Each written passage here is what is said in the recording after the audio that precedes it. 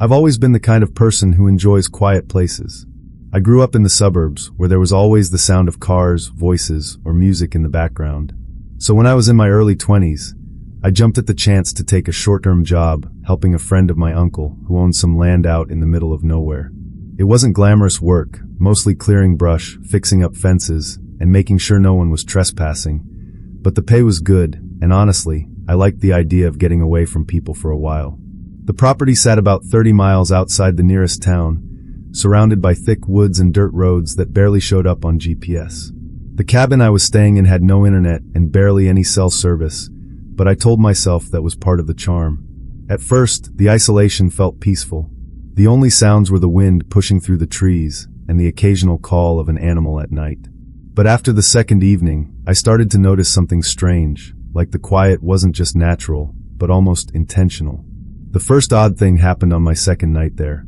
I was sitting on the porch after dinner, just watching the tree line fade into darkness, when I thought I saw something move between the branches. It wasn't a deer or anything big, just a quick flicker, like someone shifting their weight from behind a trunk. At first, I told myself it was just the way shadows play tricks when the sun's going down. Still, it left me with this unsettled feeling, the kind that makes the hair on your neck stand up for no real reason.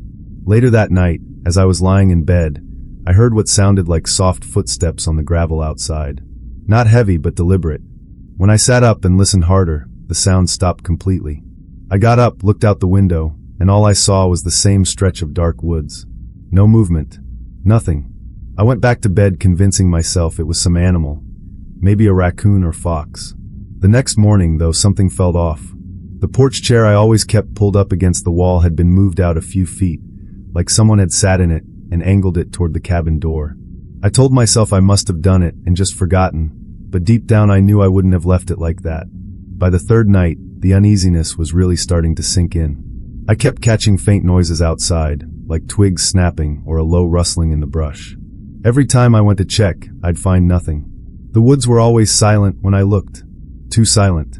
It was like the place itself was holding its breath. And even though I tried to shrug it off, I couldn't shake the growing sensation that someone out there was watching me waiting. By the fourth night, I was done pretending that everything was in my head. It started with the footprints. I had gotten up early that morning, planning to haul some brush before the sun got too hot. When I stepped off the porch, I froze. In the patch of dirt just a few feet away were clear boot prints. Not mine. I always wore sneakers when I worked, but these were heavy, deep impressions, like someone in work boots had been pacing around the cabin while I slept. They circled the house. Some stopped right under the bedroom window. I didn't tell anyone. Who would I even call? The nearest sheriff's office was over an hour away, and cell reception was almost non-existent. I just kept telling myself maybe it was some hunter passing through. Except hunters don't stand under windows in the middle of the night. That evening, the feeling of being watched was unbearable. Every time I stepped outside, my eyes darted to the trees, convinced I'd see someone standing there. And for the first time, I thought I did. Just before dusk, I caught a figure in the distance, half hidden behind a tree. Tall, still, almost blending into the bark. The second I blinked, it was gone. I tried to convince myself it was a trick of light again. My brain desperately wanted a rational explanation, but my body wasn't buying it. My stomach was tight, my hands shook when I lit the lantern that night, and I locked every door and window twice before going to bed. But sleep didn't come. Around midnight, I heard something that sent a chill through me more than the footprints or shadows ever had. A whisper. It was faint at first, so low I thought maybe it was the wind slipping through the cracks in the cabin. But then it came again, closer, more distinct. A hushed, broken voice, right outside the window. I couldn't make out words, just the rhythm of someone murmuring. I sat frozen, gripping the flashlight I kept on the nightstand, every muscle in my body screaming at me not to move. The whispering went on for what felt like forever, then stopped as suddenly as it began. The silence that followed was worse, because now I knew, without a doubt, someone was out there. And they weren't just wandering, they were trying to get close. The night it finally came to a head, I didn't even bother trying to sleep. I sat up in bed with the flashlight in one hand and a hammer I'd grabbed from the shed in the other. My nerves were fried from the whispering the night before, and every sound outside made me flinch. Around 2 a.m, I heard it again, those same deliberate footsteps on the gravel. Slow, steady, circling the cabin. My chest tightened with each crunch of stone. Whoever it was, they weren't hiding anymore. I forced myself to peek through the curtain of the front window. For a second, I thought my eyes were playing tricks again, but then the beam of the porch light caught him. A man. Tall, gaunt, wearing filthy clothes that looked like they hadn't been washed in years. His face was partly shadowed, but I could see the grin, wide, unnatural, like he knew I was watching.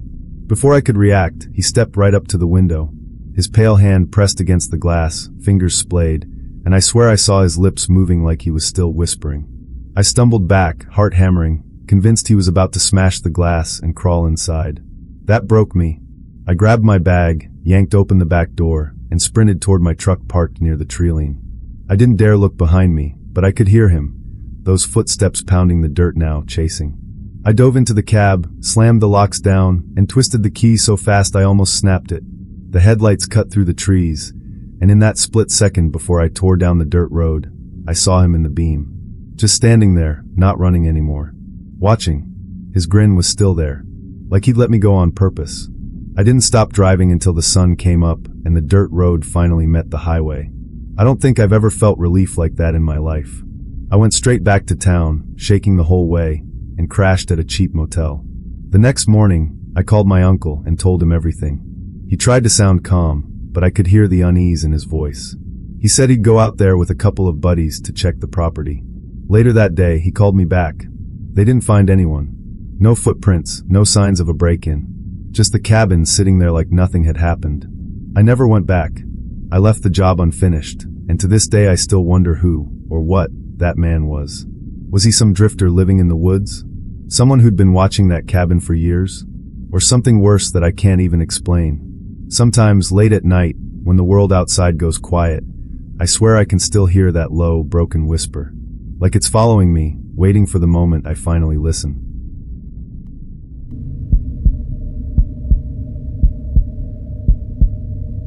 I used to do a lot of late-night driving when I was younger.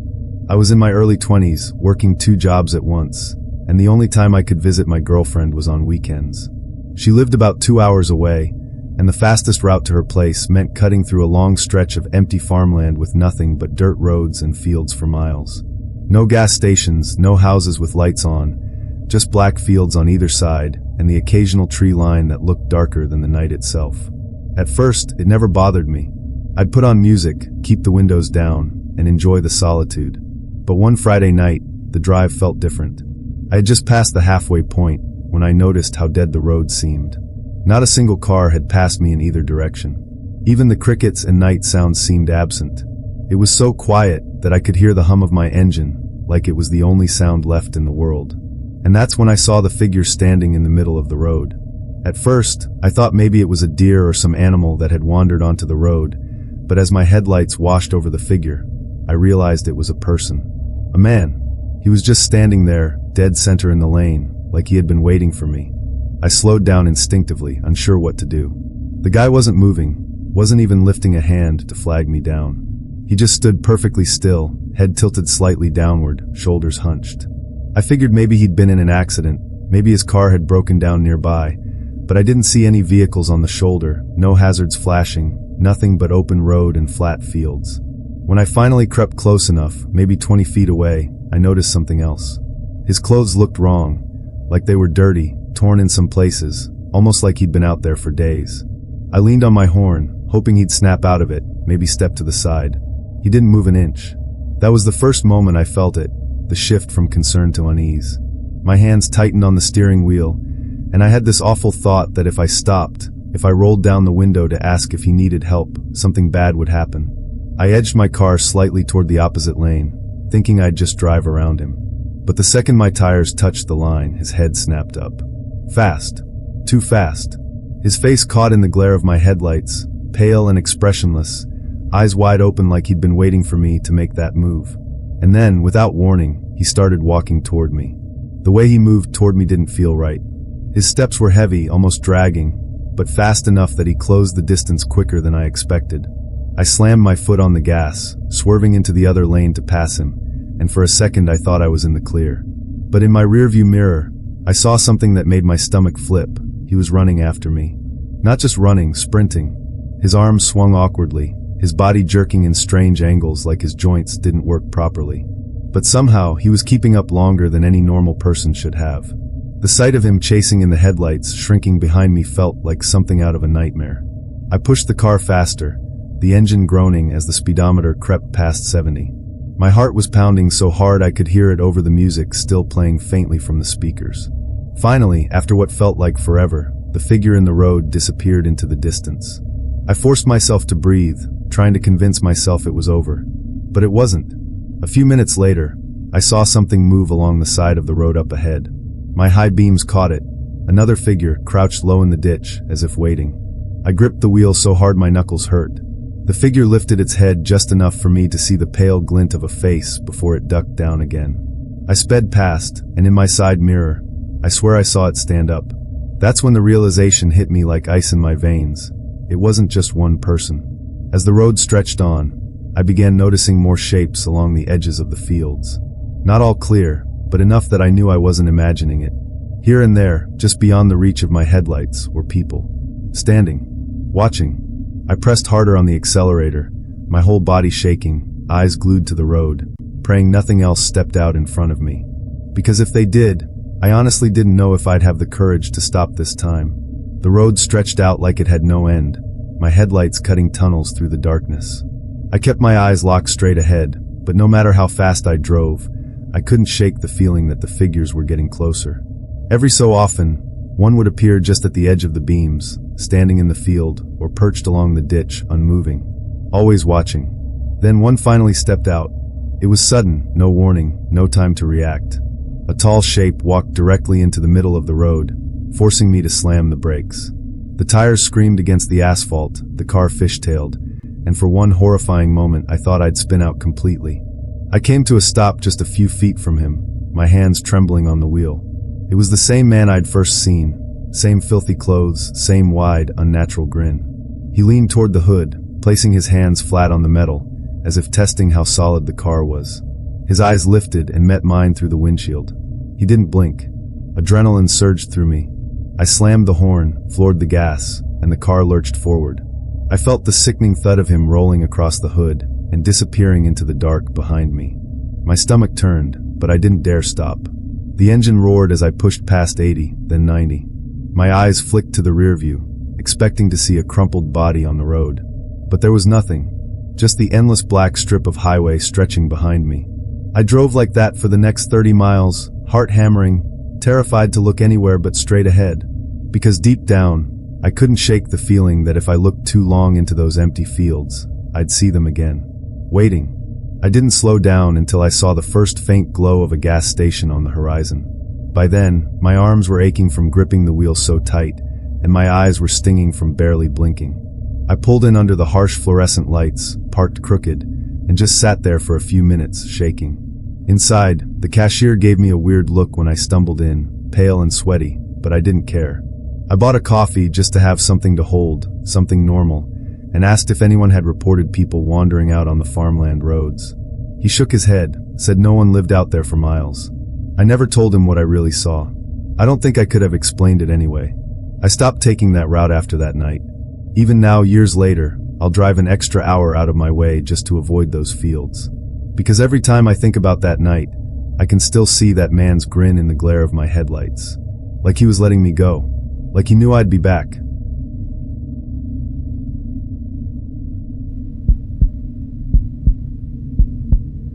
Back when I was in college, I used to pick up side jobs during the summer just to make extra cash.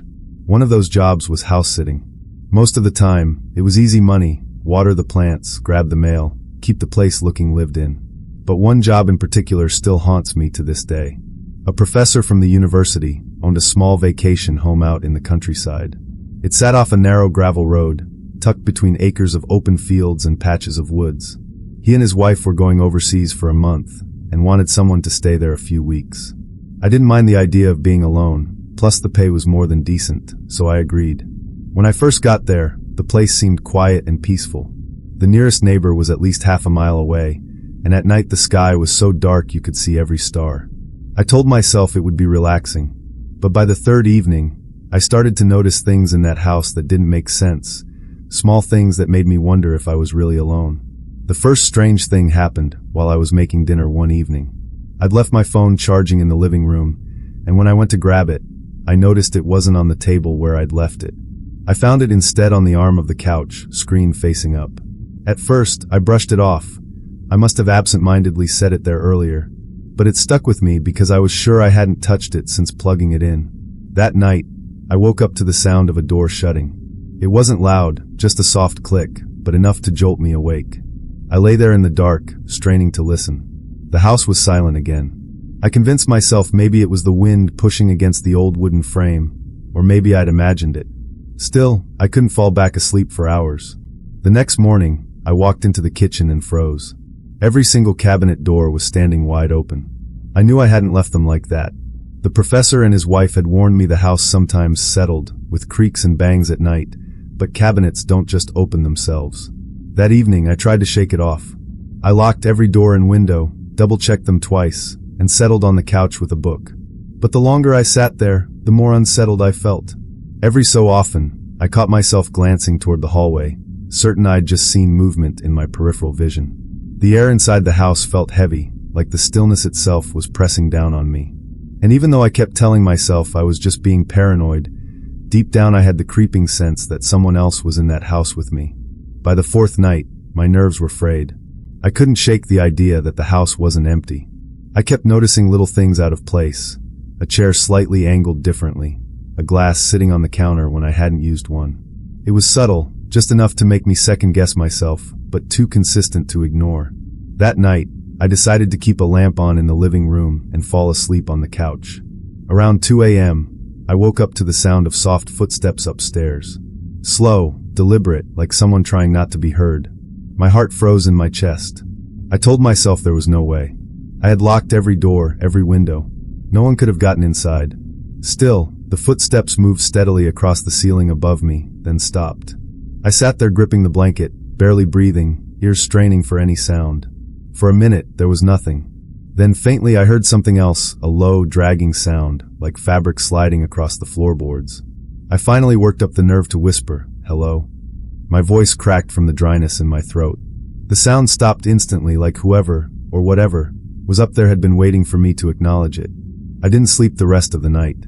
The following morning, I went upstairs, trying to prove to myself it had all been in my head. Every room looked untouched. No footprints on the dusty floorboards, no sign anyone had been there. But when I turned to leave, I noticed something carved into the wood of the hallway wall. 3 deep scratches running straight down like claw marks. I knew for a fact they hadn't been there the day before. That evening, as the sun dipped behind the fields, I heard faint knocks echoing through the house. Sometimes on a wall, sometimes on a door, always in a different place. Random, uneven, never repeating. It was like the house was answering me, mocking me. By then, I was done doubting myself. Someone or something was in that house, and it wanted me to know. The final night I spent in that house still replays in my head, like a movie I can't turn off. I had already packed my bag, planning to leave the next morning no matter what. But part of me worried I wouldn't make it through the night. I tried staying awake on the couch again, every lamp in the place burning, but exhaustion eventually caught me. Sometime after midnight, I woke to the unmistakable creak of the stairs.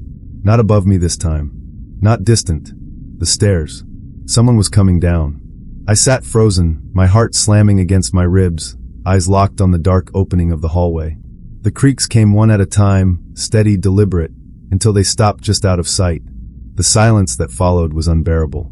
Then I saw it, a shadow stretching across the floor, cast by the light of the living room lamp. I gripped the handle of my bag and forced myself up. My body screamed at me to run, but before I could move, the sound of whispering drifted through the air. Low, broken, right at the edge of the room. That was it. I bolted. I didn't look to see who, or what, was there. I snatched my keys off the counter, shoved open the door, and sprinted into the night. Behind me, I swear I heard the rush of footsteps, like something lunging after me, but I didn't dare turn back.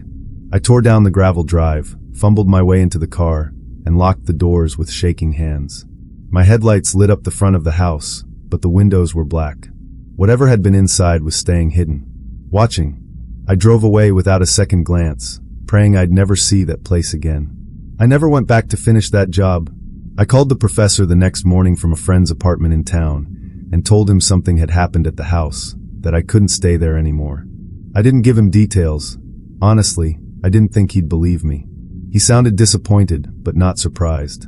He just said, "You're not the first person who's left early," and then quickly changed the subject. That single line stuck with me more than anything. I don't know who or what I heard in that house. Maybe someone had been living in the walls, sneaking around when they thought I wasn't paying attention. Or maybe it was something darker, something tied to that place that no one had the nerve to talk about. To this day, whenever I wake up in the middle of the night and hear the faintest creak of floorboards in my apartment, my mind goes straight back to that living room couch, to the shadow stretching across the floor, to the whispers that made me run. And I still wonder, what would have happened if I hadn't?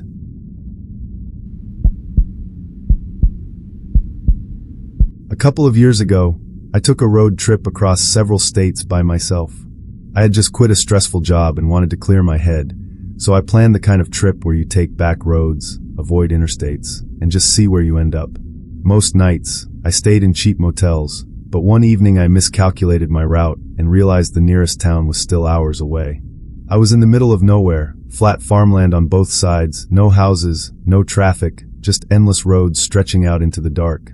I spotted a little gravel pull-off near a line of trees and decided I'd sleep in my car for the night. I told myself it would be fine. People do it all the time.